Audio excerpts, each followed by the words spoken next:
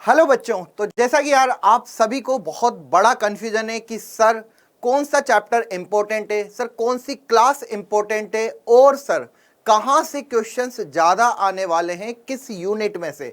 Sir algebra ज्यादा important होता है, कैलकुलस ज्यादा इंपॉर्टेंट होता है, या सिर्फ वेक्टर ज्यादा इंपॉर्टेंट होता है। तो बच्चों इन सभी प्रश्नों का उत्तर आपको इस सेशन में मिलने वाला है। तो मैं आपका अपना जेके सर एक बार फिर से स्वागत करता हूं हमारे इंडिया के नंबर 1 जो कि सबसे बड़ा और बेहतरीन चैनल है जेई हिंदी माध्यम डाउटनेट पर। तो जल्दी से सारे बच्चे आ जाइए और ये बच्चों सेशन अपने दोस्तों, अपने फ्रेंड्स और अपने सहपाठियों के साथ जरूर शेयर कर दीजिएगा, क्योंकि यहां पे बच्चों अगर मैं बात करूं तो आपके फर्स्ट अटेम्प्ट के एग्जाम हो चुके हैं। जेई मेन 2023 फर्स्ट अटेम्प्ट के अगर हम एनालिसिस की बात करें तो यहां पे बच्चों हमने इनको डीप में यहां एनालिसिस किया है मैथ में कि आपकी कौन सी क्लास वाइज वेटेज होता है। 11th क्लास ज्यादा इंपॉर्टेंट है या फिर 12th क्लास ज्यादा इंपॉर्टेंट है। 11th क्लास में से कितने क्वेश्चन आते हैं, 12th क्लास में से कितने क्वेश्चन आते हैं, कौन कौन सी शिफ्ट में कितने क्वेश्चन आए हैं, ये सब कुछ यहां पे बताया जाएगा। यूनिट वाइज अगर हम बात करें तो यहां पे बच्चे कहते हैं कि सर हम अलजेब्रा पढ़ के जाएं या फिर ट्रिग्नोमेट्री पढ़ के जाएं या सर वेक्टर 3D करें या फिर कोऑर्डिनेट ज्योमेट्री पढ़ें। तो आपको बच्चों इस वीडियो से ये सारे कंफ्यूजन क्लियर हो जाएंगे। और यहां पे जो थर्ड मोस्ट इंपॉर्टेंट पॉइंट होता है, बच्चे हमेशा से मुझे क्वेश्चंस करते हैं, मैसेज करते हैं कि सर हमारा कौन सा चैप्टर ज्यादा इंपॉर्टेंट है, किस चैप्टर में से ज्यादा क्वेश्चंस आएंगे। तो बच्चों यहां पे जो फर्स्ट शिफ्ट का आपका या फर्स्ट अटेम्प्ट का एग्जाम हो चुका है उसके आधार पर मैंने यहां पे ये सेशन आपके लिए बनाया है। तो यहां पे मैं बताने वाला हूं कि कौन सा चैप्टर आपके लिए मोस्ट इंपॉर्टेंट है और कौन सा चैप्टर आपके लिए लेस इंपॉर्टेंट है। तो स्टार्ट करते हैं बच्चों सेशन में। सबसे पहले यहां पे मैं आपको बताने वाला हूं क्लास वाइज यहां पे वेटेज किसका ज्यादा होता है। तो स्टार्ट करें बच्चों क्लास वाइज वेटेज, जो कि काफी बच्चों को परेशान करता है कि सर मेरी 12th ज्यादा अच्छी है, मेरी 11th इतनी ज्यादा अच्छी नहीं है। कुछ बच्चे कहते हैं कि सर मेरी 11th इतनी ज्यादा अच्छी है लेकिन 12th उतनी अच्छी नहीं है। तो यहां पे बच्चों मैं बताना चाहूंगा कि अगर मैं बात करूं जेई मेन 2023 जो आपका फर्स्ट अटेम्प्ट था, फर्स्ट अटेम्प्ट में या फिर अगर हम बात करें इससे पहले के जितने भी एग्जाम हुए हैं उसके आधार पर आपको पता चल जाएगा कि भाई कौन सी क्लास ज्यादा इंपॉर्टेंट है। ठीक है, तो यहां पे बच्चों आप देख सकते हैं कि ये पूरा डाटा है, कौन सी शिफ्ट में किस क्लास में से कितने क्वेश्चंस आए थे। अगर मैं बात करूं, आपको ये तो पता होगा कि टोटल 12 शिफ्टों में बच्चों आपका एग्जाम हुआ था। 24 में 2 शिफ्टें, 25 में 2 शिफ्टें, 29 को 2 शिफ्ट और 30 को 2 शिफ्ट, 31 और 1 फेब को 2 शिफ्टों में आपके एग्जाम हुए थे। अगर मैं यहाँ पे 11th की बात करूं तो बच्चों 11th का डोमिनेंट काफी कम है, मतलब काफी कम नहीं कहूंगा लेकिन कंपैरिजन करें 12th से तो थोड़ा सा बच्चों मतलब यहाँ पे हमेशा 12th ज्यादा प्रभावी रहा है। फर्स्ट शिफ्ट की अगर हम बात करें तो बेटा इक्वल था लगभग, ओके। लेकिन अगर आप वैसे ओवरऑल अगर आप देखेंगे, जैसे कि यहाँ पे 14-16 का रेशो रहा है, यहाँ पे बच्चों 11 और 19 का रेशो रहा है 25 शिफ्ट 1 में। मतलब आप देख सकते हो कि 12 में से 19 क्वेश्चन आए हैं और 11th में से सिर्फ 11 क्वेश्चन आए हैं। तो हमेशा बच्चों ये बात तो ध्यान रखना कि 12th ज्यादा इंपॉर्टेंट या मैं कहूंगा ज्यादा क्वेश्चन आएंगे 11th से। ज्यादातर केसेस में ये बच्चों रेशो जो रहता है वो 60-40 का रहता है। 12th आपका 60% और 11th आपका 40%। लेकिन कभी कभी कुछ केसेस में ये 70-30 में भी कन्वर्ट हो जाता है। यहां पे बच्चों आप देखेंगे 40-60, यहां पे 13-17, 30-17, 13-17, मतलब वही रेशो है 60-40 का। यहां पे बच्चों 12-18, 13-17, 13-17, 13-17। तो कुछ केसेस में अगर मैं बात करूं तो 12th से ज्यादा क्वेश्चंस आ गए थे, 11th में कंपैरिजन अगर हम बात करें तो काफी कम थे। तो ये बात तो ध्यान रखिए कि अगर बच्चों 12th आपकी काफी अच्छी है तो आप 50% से ज्यादा क्वेश्चंस कर सकते हैं मैथ में। जैसे कि अगर हम बात करें कि फिजिक्स केमिस्ट्री में बच्चे काफी इजीली क्वेश्चंस कर लेते हैं, लेकिन मैथ में अगर बच्चे 10 क्वेश्चन भी करते हैं तो वो बहुत बड़ी बात होती है। मतलब अगर 10 से 12 क्वेश्चन का खेल अगर आपने खेल लिया बेटा मैथ में, तो आपका सिलेक्शन कोई नहीं रोक सकता, अगर आपकी फिजिक्स और केमिस्ट्री ओवरऑल अच्छी है तो। लेकिन बात आती है कि सर 10-12 क्वेश्चंस भी हमसे नहीं होते, क्योंकि हम ज़्यादातर क्या केसेस करते हैं कि हम कोर्स पूरा करने में लगे रहते हैं, लेकिन जो हमारा एक प्लस पॉइंट है, जो हमारे स्ट्रेंथ है, उसको हम भूल जाते हैं। कि अगर बच्चों आप 12 पढ़ के चले जाते हैं ना, तो भी आप इजीली मतलब 10 से 12 क्वेश्चन कर सकते हैं, क्योंकि आपको 15 से ज़्यादा क्वेश्चन तो सिर्फ 12th के मिलेंगे। तो ध्यान रखिए बच्चों, ये लगभग जो वेटेज रहेगा, तो मैं यहाँ पे कहूँगा अगर मैं 12th और 11th की बात करूं, तो ये बच्चों आपको लगभग यहाँ पे रहेगा 60 to 60% और ये रहेगा बेटा 40%। ठीक है, कभी ऐसा नहीं हो सकता कि ये 40 हो जाए, ये 60 हो जाए, या ये 40 हो जाए, या ये 70 हो जाए। हाँ, इसमें हो सकता है कि 12th 70% पे जा सकता है, लेकिन 11th का बेटा पोर्शन कम रहेगा। ये हो गया बच्चों हमारा यहाँ पे क्लास वाइज वेटेज, कि भाई कौन सी क्लास ज्यादा डोमिनेंट होने वाली है और कौन सी क्लास थोड़ी कम डोमिनेंट होने वाली है। ठीक है, इसके बाद आता है भाई यूनिट वाइज। अब यूनिट वाइज वेटेज में भी बच्चों मैं कहूंगा कि बहुत सारी चीजें आपको क्लियर कर देगी। जैसे कुछ बच्चे होते हैं कि सर हमें कोऑर्डिनेट पढ़ के जाना है, कोऑर्डिनेट में से क्वेश्चन काफी आते हैं। कुछ बच्चे कहते हैं कि सर वेक्टर 3D में से क्वेश्चन ज्यादा आते हैं। कुछ बच्चे कैलकुलस को लेके बहुत ज्यादा रहते हैं कि नहीं सर कैलकुलस करेंगे, उसमें से हमेशा ज्यादा क्वेश्चन आते हैं। तो यहाँ पे बच्चों जो 6 ही मेन 2023 में, मतलब मैं दोनों व्यूज लाया हूँ यहाँ पे, एरियल व्यू से भी आपको बताऊंगा कि कैसा रहा है। ठीक है, तो यहां पे बच्चों देखिए, अगर मैं बात करूं भाई अलजेब्रा की, जी हां बच्चों बिल्कुल सही सुना आपने, अलजेब्रा सबसे ज्यादा पार्ट रखता है। ठीक है ना, जैसे कि आपके बच्चों क्वाड्रेटिक आ जाती है, या फिर अगर हम बात करें सीक्वेंट सीरीज वगैरह, ये सब कुछ आपको अगर यहां पे मिलता है, तो आप लगभग मैं कहूंगा 40%, ठीक है ना, 35 to 40% क्वेश्चन आपको यहीं से मिलेंगे। शिफ्ट 1 में 13 क्वेश्चन पूछे गए थे, फिर 11 12 क्वेश्चन, 12 क्वेश्चन, 12 11 13 13 12 11 13। मतलब आपको मैं बताना चाहूंगा कि भाई 40 मार्क्स से ज्यादा, ठीक है ना, 40 मार्क्स से ज्यादा, 10% से ज्यादा जो पोर्शन था वो बेटा सिर्फ और सिर्फ अलजेब्रा का था। समझ सकते हो अलजेब्रा कितनी ज्यादा इंपॉर्टेंट होगी। फिर आता है बेटा कोऑर्डिनेट ज्योमेट्री। तो ये बच्चों हमारे पास ये क्या है, ये मार्क्स नहीं है, ये नंबर्स ऑफ क्वेश्चंस है यहाँ पे। ठीक है ना, नंबर्स ऑफ क्वेश्चंस की हम बात कर रहे हैं, किसमें, जेई मेन 2023 में। ओके बच्चा, चलिए कैलकुलस की बात करें तो सबसे ज्यादा जो मोस्ट इंपोर्टेंट पार्ट होता है बेटा अलजेब्रा का रहेगा, जो कि काफी पार्ट को कवर करता है, आपकी काफी चैप्टर्स को कवर करता है। कोऑर्डिनेट में से बच्चों, कोऑर्डिनेट ज्योमेट्री में स्ट्रेट लाइन हो गया, सर्कल हो गया, या फिर कॉनिक सेक्शन की अगर मैं बात करूं, तो लगभग आपको 4 या 5 क्वेश्चन देखने को मिलते हैं। यहाँ पे कोऑर्डिनेट वाला पार्ट अटेम्प्ट फर्स्ट में 23 में कम दिया था, इसलिए इसमें से लगभग बच्चों हमेशा से 4 या 5 क्वेश्चन या 6 क्वेश्चन भी कभी कभी मिलते हैं, क्योंकि सर्कल में से एक आ जाता है, स्ट्रेट लाइन में से एक आ जाता है, और 3 क्वेश्चन फिक्स से कि पैराबोला, हाइपरबोला और यहाँ पे इलिप्स में से पूछा जाता है। तो लेकिन यहाँ पे 4 क्वेश्चन, यहाँ 4, यहाँ 3, यहाँ 4, यहाँ 3, 3 3 2 2 3 2 और 3, मतलब कम पार्ट आया था। लेकिन मैं यहाँ पे कहूँगा बेटा कोऑर्डिनेट ज्योमेट्री भी आपका काफी इंपॉर्टेंट रोल प्ले करता है। ठीक है ना, इसके बाद आता है बेटा कैलकुलस। कैलकुलस का भी एक बड़ा पोर्शन अपने आप में, मतलब कहता हूं कि एक डोमिनेंट रहता है एग्जाम में, क्योंकि इसमें बच्चों आपका इंटीग्रेशन वाला पार्ट आ जाता है, डिफरेंशिएशन वाला पार्ट आ जाता है, applications of differentiation AOD, applications of integration AOI, साथ ही साथ बच्चों डिफरेंशियल इक्वेशन। ठीक है ना, तो ये जो जितने भी आप यहाँ पे पार्ट देख रहे हैं, फंक्शन हो गया, रिलेशन फंक्शन, ये सारे बच्चों यहाँ पे कैलकुलस में आपको देखने को मिलते हैं। तो लगभग यहाँ पे 8 से 9 क्वेश्चन आपको हर एक शिफ्ट में, कभी 10 क्वेश्चन भी आए हैं।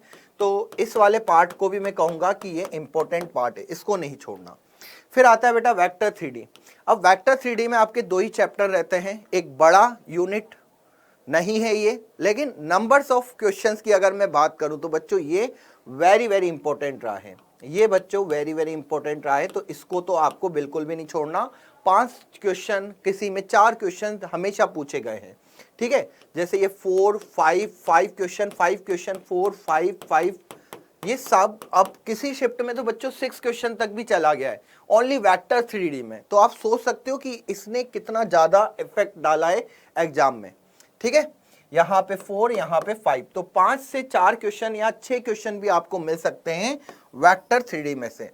ट्रिग्नोमेट्री वाले पार्ट को बच्चों आप बिल्कुल भी मैं कहूंगा ज्यादा टाइम मत दीजिए, क्योंकि ट्रिग्नोमेट्री पार्ट में आपको 4 पार्ट कवर करने होते हैं। ट्रिग्नोमेट्री, रेशोस, फंक्शंस, ठीक है ना, या अगर हम बात करें बच्चों यहाँ पे ट्रिग्नोमेट्री इक्वेशंस, फिर आ जाता है एसओटी। तो इनको पूरा करने के लिए हमें काफी ज्यादा टाइम देना पड़ता है। लेकिन अगर मैं क्वेश्चंस की बात करूं तो एक क्वेश्चन, ठीक है ना, लगभग एक ही क्वेश्चन पूछा गया, एक बार 2 क्वेश्चन, यहाँ पे फिर 2 क्वेश्चन, 1 क्वेश्चन, 2 क्वेश्चन, 1 क्वेश्चन। तो मैं कहूंगा कि यार इसको आप उतना ही टाइम दीजिए जितना आपके पास मतलब अभी सफिशिएंट समय है। ऐसा नहीं है, जो आपके पास यूनिट इंपॉर्टेंट है पहले उन पे ध्यान दीजिए। यहां से बेटा मैं आपको डेफिनेटली बताना चाहूंगा 100% कि कम ही क्वेश्चंस आएंगे, कम ही क्वेश्चंस आएंगे। इसमें से कभी भी इतना नहीं हुआ है कि ट्रिग्नोमेट्री से आपके 4 क्वेश्चन पूछ लिए हो, 5 क्वेश्चन, किसी भी शिफ्ट में कभी भी नहीं हुआ। ओके, तो ये बच्चों हमारा एक एनालिसिस था यूनिट वाइज कि कौन सी यूनिट ज्यादा इंपॉर्टेंट है। चलिए एरियल व्यू में हम बात करते हैं यहाँ पे। तो आप देख रहे होंगे बेटा अलजेब्रा अपने आप में कितना पार्ट कवर करता है, 40% पार्ट। 40% मतलब बच्चों यहाँ पे 40 मार्क्स, 40 मार्क्स आपके सिर्फ और सिर्फ अलजेब्रा को पढ़ के आ सकते हैं। इसके बाद ट्रिग्नोमेट्री को मैं जैसे कहा कि बेटा एक क्वेश्चन लगभग ये 1 मार्क्स यहाँ पे रोल प्ले करता है आपके एग्जाम में और 23 में। मैं इसके बाद कहता हूं कि बेटा ये आपका फर्स्ट प्रायोरिटी होनी चाहिए कि फर्स्ट आपको अलजेब्रा को कवर कीजिए। सेकंड बच्चों आप वेक्टर 3D को करने की कोशिश करा करिए, क्योंकि यहां पे भी बच्चों कहीं ना कहीं आपको 16 मार्क्स का मिलता है। ठीक है, इसके बाद बच्चों कैलकुलस आपकी थर्ड प्रायोरिटी होनी चाहिए। थर्ड प्रायोरिटी में आप कैलकुलस को रखिएगा।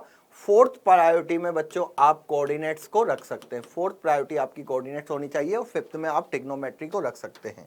तो ये काफी आसान बनाएगा आपके सेकंड अटेम्प्ट को और बूस्ट करने के लिए। मतलब अगर आपको कहीं लगता है कि सर हमने काफी चीजें मिस कर दी थी फर्स्ट अटेम्प्ट में, तो आप अपनी तैयारी को बच्चों यहाँ पे इस तरीके से रख सकते हैं जिससे कि डेफिनेटली आपका स्कोर भी बढ़िया होगा।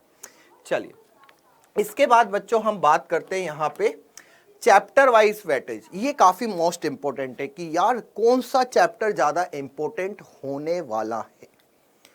बच्चे मुझे हमेशा से इस क्वेश्चंस को तो बहुत पीछे पड़े रहते हैं कि सर आप बताइए ना कौन सा चैप्टर ज्यादा जरूरी है। तो यहाँ पे बच्चों हमने चैप्टर वाइज भी डिस्क्राइब्ड किया है कि कौन सा शिफ्ट में कौन सा क्वेश्चंस या कितने क्वेश्चंस आए हैं। तो मैं कहूंगा ये पार्ट बच्चों वेरी वेरी इंपॉर्टेंट है। सेशन को पूरा देखना आपको बिल्कुल मैं कहूंगा कि मोस्ट इंपॉर्टेंट है आपके लिए, अगर आप सेकंड अटेम्प्ट की तैयारी कर रहे हैं या फिर आप आगे चल के जेई का एग्जाम देने वाले हैं। ओके, तो चैप्टर वाइज बच्चों वेटेज की अगर मैं बात करूं तो चलिए देखते हैं कि कौन सा इंपॉर्टेंट आपके चैप्टर से। तो आप देख सकते हैं कि बच्चों टोटल जो जेई मेंस 23 की अगर मैं बात करूं तो यहां पे नंबर्स ऑफ क्वेश्चंस हम यहां पे बात कर रहे हैं। तो आप देखेंगे भाई 3D में से 35 क्वेश्चन टोटल पूछे गए थे। अगर शिफ्ट्स की बात करें यहाँ पे तो 3 3 3 3 2 3 4 क्वेश्चन भी आए थे बेटा। 3 क्वेश्चन 3 3 2 और 3, तो लगभग 3 क्वेश्चन आपको एवरेज मिलते हैं एक चैप्टर में से। तो मैं कहता हूं कि यार अगर 12 मार्क्स आपको एक चैप्टर देके जा रहा है तो क्या बुराई है कि हम उस चैप्टर को थोड़ा अच्छे से पढ़ लें। तो भाई सबसे मोस्ट इंपॉर्टेंट यहाँ पे मैंने इस क्रम में ही जमाया है कि सबसे महत्वपूर्ण वाला ऊपर, उसके बाद कम मार्क्स वाले हैं उनको नीचे रखा है। तो 3D आप फर्स्ट प्रायोरिटी पे रखना चैप्टर। डेफिनेट इंटीग्रेशन बिल्कुल करिए बच्चों, क्योंकि इनडेफिनेट से क्वेश्चंस ज़्यादा नहीं आते, लेकिन डेफिनेट इंटीग्रेशन को समझने के लिए आपको इनडेफिनेट इंटीग्रेशन आना चाहिए। तो यहाँ पे बच्चों डेफिनेट इंटीग्रेशन में से भी आपको 2 या 3 क्वेश्चन हर शिफ्ट में देखने को मिलेंगे। देखिए 2 क्वेश्चन यहाँ पे हर शिफ्ट में पूछे गए, किसी में 3 भी पूछे गए हैं और किसी में 1 भी आया, लेकिन 1 आने के चांसेस काफी कम है। ज्यादातर आपको 2 या 3 क्वेश्चन मिलेंगे। तो पहला 3D कर लीजिए, डेफिनेट इंटीग्रेशन कर लीजिए जो कि मोस्ट इंपॉर्टेंट है। इसके बाद बच्चों आप बाइनोमियल पे जाइए। बाइनोमियल से 2 क्वेश्चन आपको देखने को मिलेंगे या सीक्वेंस सीरीज में से आपको 2 क्वेश्चन देखने को मिलेंगे। तो ये बाइनोमियल हो गया। वेक्टर, जब आप 3D करेंगे तो वेक्टर आपको करना मोस्ट इंपॉर्टेंट मतलब है, कंपलसरी है। तो यहां से आपको 1 या 2 क्वेश्चन बच्चों वेक्टर में से भी मिल जाते हैं।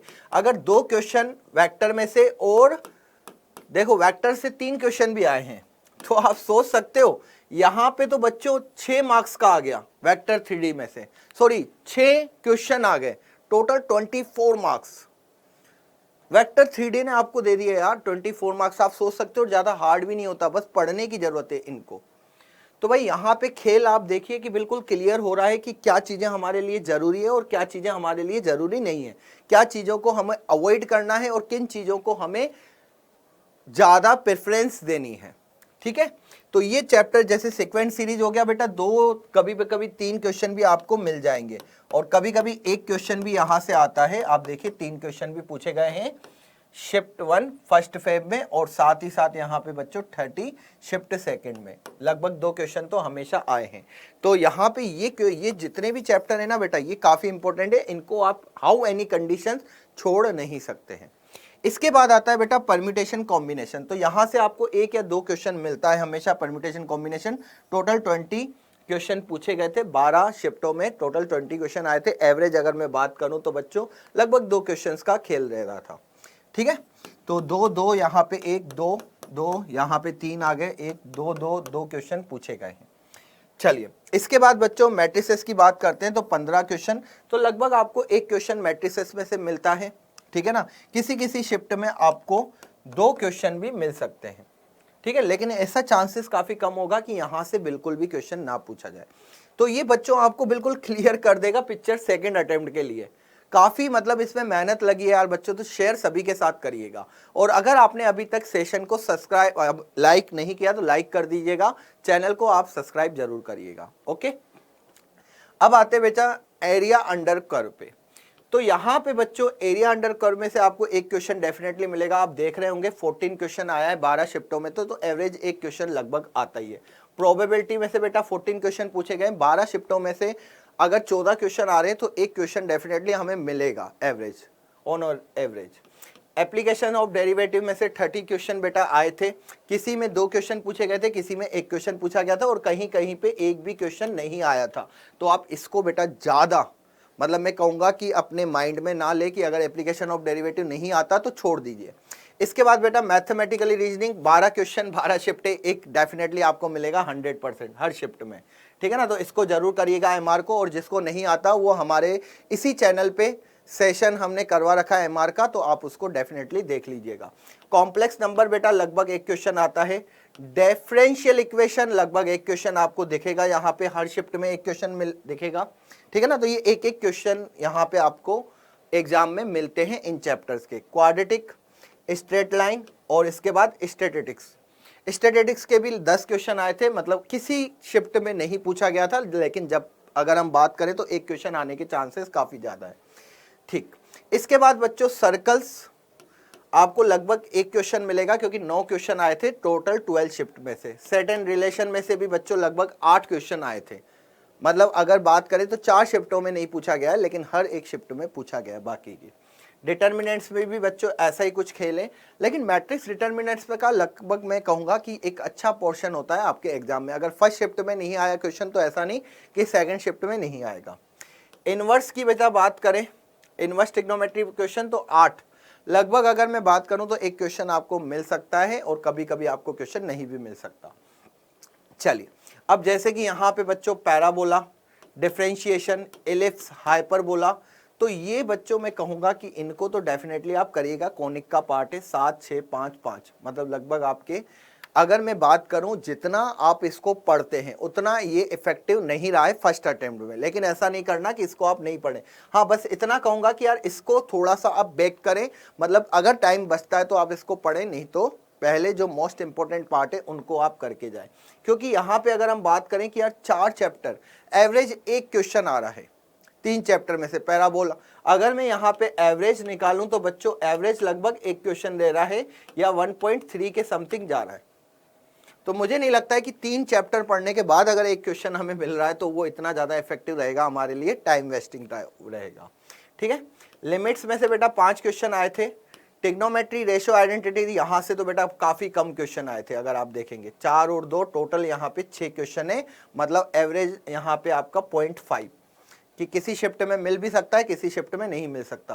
कंटिन्यूटी डिफरेंशियबिलिटी में से ज्यादा क्वेश्चन नहीं आया था, तो इसको इतना ज्यादा नहीं। इनडेफिनेट इंटीग्रेशन में से नहीं आया था बेटा क्वेश्चन, नहीं आया था। आप देखेंगे बिल्कुल आपको 0 0 ज्यादा दिख रहे होंगे, 1 1 कम दिख रहे होंगे, ठीक है ना।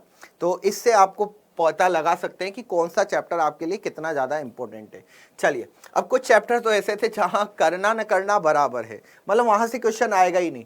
एक क्वेश्चन आया है सभी शिफ्टों में से, तो बेसिक ऑफ मैथमेटिक्स में से क्वेश्चन नहीं आएगा। बेसिक ऑफ मैथमेटिक्स या बेसिक मैथमेटिक्स सिर्फ और सिर्फ इसलिए होती है कि आप लॉग को जाने, आप इनइक्वालिटीज को जाने। तो ये सब चीजें समझने के लिए आप इस चैप्टर को पढ़ते, ना कि इसके लिए पढ़ते कि हमें एग्जाम में यहां से क्वेश्चन मिलेगा। ओके, प्रॉपर्टीज ऑफ ट्राइंगल बेटा ना पढ़े तो ही ज्यादा अच्छा है।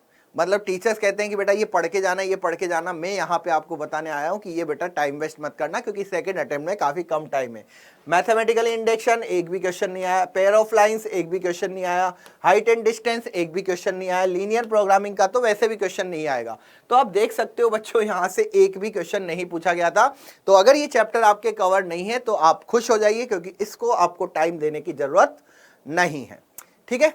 अब ये तो पता चल गया कि सर आपने इतना डिटेल में हमें बता दिया, अब क्या करना है आगे। तो यार बच्चों, मैं आपको यहां पे बताने वाला हूं अब एक बहुत ही इंपॉर्टेंट बात कि देखिए लास्ट 5 इयर्स में कौन सा चैप्टर्स कितना ज्यादा इंपॉर्टेंट अपना रोल प्ले किया है। तो यहां पे पूरी डिटेल में, मतलब 3D हमेशा से बच्चों डोमिनेंट रहा है आपके जेई के एग्जाम में। यहां पे 10% आया था इस बार। 10% का मतलब आप समझ जाइए मतलब कि कितना इंपॉर्टेंट है 3D। ओके, 10 मार्क्स ये बच्चों किस पे यहां पे है, मार्क्स के बेसिस पे। यहां पे मतलब लगभग 10 मार्क्स की अगर हम बात करें तो एवरेज रहा था 3D का। इसी तरीके से बेटा डेफिनेट इंटीग्रेशन, उसके बाद binomial, vector, sequence series, function, तो ये सारे मार्क्स के बेसिस पे हमने यहां पे आपको दे रखे हैं, ठीक है। चलिए, इसके बाद बच्चों आपके बाकी के जैसे area under curve, probability, application of derivative, mathematically reasoning, तो ये सारा हमने यहाँ पे परसेंटेज वाइज आपको बता रखा है। लास्ट 5 इयर्स, मतलब लास्ट 5 इयर्स में से कितना परसेंट जेईई एग्जाम में रहा है, तो ये भी बहुत मोस्ट इंपॉर्टेंट है। Complex number, differential equation, quadratic equation, statics, यहाँ से काफी कम पोर्शन रहता है इनको। तो ये बच्चों मैंने यहाँ पे इस तरीके से इसको अरेंज किया है कि ज्यादा जो बच्चे पूछते हैं ना कि सर ज्यादा महत्वपूर्ण चैप्टर बताइए कौन कौन सा करके जाना है, तो भाई इस सीक्वेंस में कर लीजिए, आपको बेटा अच्छे अच्छे जो चैप्टर है वो कवर होते जाएंगे, ठीक है ना। सबसे पहले 3D करिएगा, फिर डेफिनेट इंटीग्रेशन, फिर बाइनोमियल, फिर वेक्टर, फिर सीक्वेंस सीरीज, फिर फंक्शन, फिर permutation combination, matrix, area under curve, probability. ये इस तरीके से बच्चों हमने इसको अरेंज किया है। और बिल्कुल कम जो है उनको पीछे रखा है, जैसे कि सर्कल हो गया, डिटर्मिनेंट्स हो गया। यहां से शिफ्ट में से आपको क्वेश्चन मिलेगा भी नहीं मिलेगा कोई भरोसा नहीं है। Set relation, parabola, differentiation, ellipse, hyperbola काफी कम है मतलब, ठीक है। इसके बाद बच्चों लिमिट्स आ जाता है, ट्रिग्नोमेट्री, रेशो एंड आइडेंटिटी आ जाती है, continuity, differentiability, indefinite integration, trigonometry equations, basic of math, लगभग 0 के बराबर रहा है बेटा इनका कॉन्ट्रीब्यूट, ठीक है ना, 0 के बराबर रहा है। चलिए, तो ये चीजें बच्चों हमें आई थिंक समझ में आ गई होंगी। अब हम क्या करें कि सर सेकंड अटेम्प्ट के लिए क्या करें, सेकंड अटेम्प्ट के लिए सर क्या करें ये बताइए आप, कि आपने सब कुछ बता दिया कि कौन सा चैप्टर इंपॉर्टेंट है, कौन सा क्या है। तो बच्चों मैं आपको बताने वाला हूं कि हमने 10 फेब से एक बैच यहाँ पे आपके लिए लेके आए हैं जिसका नाम है एकलव्य बैच। एकलव्य बैच बच्चों बिल्कुल मैं कहूंगा कि ऐसा बैच है जो आपको सेकंड अटेम्प्ट में 99 प्लस परसेंटाइल आपको दिला देंगे, ठीक है ना, 99 परसेंटाइल यहाँ पे। ओके, अब यहाँ पे ऐसा क्यों कि यहाँ पे बच्चों आपको PYQs मिल रहे हैं, यहाँ पे आपको ये NTA बेस्ट यहाँ पे बैच है, ध्यान रखिएगा बच्चों, NTA बेस्ट बैच है ये। यहाँ पे सिर्फ और सिर्फ आपको प्रैक्टिस करवाई जाएगी। ओके, यहाँ पे बच्चों आपको टेस्ट सीरीज भी हम देंगे।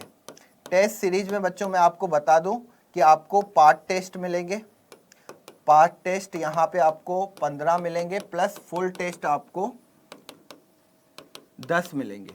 मतलब इतना कुछ सब चीज़ें आपको मिल रही हैं PYQ NTA बेस्ड हिंदी माध्यम में, वो भी ये बच्चों आपको सब मिलेगा किसमें, हिंदी मीडियम में। प्रैक्टिस PDF आपको मिलेगी हर चैप्टर्स की, और ये सब जितना भी आप देख रहे हो ये मात्र आपको कितने में मिलेगा बेटा, 1999 में, मात्र 1999 में आपको मिलेगा। अगर आप सोचते हैं कि सर इसको हम कैसे ज्वाइन करें बैच को, तो आपके पास बेटा नंबर होगा एक 0124-715-8250, 0124-715-8250। इस नंबर पे आप कॉल कर सकते हैं, नीचे नंबर चल भी रहा होगा बेटा, वो नंबर पे आप क्लिक कर सकते हैं या कॉल लगा सकते हैं। तो डेफिनेटली बच्चों सेकंड अटेम्प्ट के लिए काफ़ी ज़्यादा महत्वपूर्ण ये सेशन भी है और साथ ही साथ ये बैच भी है, ठीक है। तो 199 में आपको इतना सब कुछ हम दे रहे हैं, ठीक है। वैसे अगर मैं बात करूं तो बच्चों इस बैच का प्राइस जो था वो था बेटा 2999, लेकिन अगर बच्चों आप हमारा नाम ले लेंगे, आपके जेके सर का नाम ले लेंगे, तो आपको यहाँ पे डिस्काउंट मिल जाएगा। आपको एकलव्य कूपन कोड लगाना होगा और एकलव्य कूपन कोड के बाद आप इस बैच को ज्वाइन कर सकते हैं। तो यार यहाँ पे ये सेशन आपको कैसा लगा और कितने बच्चे मेरे साथ बैच में जुड़ना चाहते हैं, क्योंकि बच्चों टाइम ज़्यादा निकल रहा है, अब हमें 50 दिनों में सेकेंड अटेम्प्ट के बारे में सोचना पड़ेगा, ठीक है। तो अगर आपको सेशन अच्छा लगा हो तो लाइक कर दीजिएगा, शेयर कर दीजिएगा सभी बच्चों के साथ जो भी सेकंड अटेम्प्ट देने वाले हैं और जो आगे जेई का एग्ज़ाम देने वाले हैं। और आपको किस तरीके के और भी सेशन की ज़रूरत है तो आप मुझे कमेंट सेक्शन में ज़रूर कमेंट करिएगा, तो मैं डेफिनेटली आपके लिए वो सेशन लेके आऊँगा। तो बाय, टेक केयर, धन्यवाद, पढ़ते रहिए, खुश रहिए और डाउट नेट के साथ बेटा जुड़े रहिए। Thank you.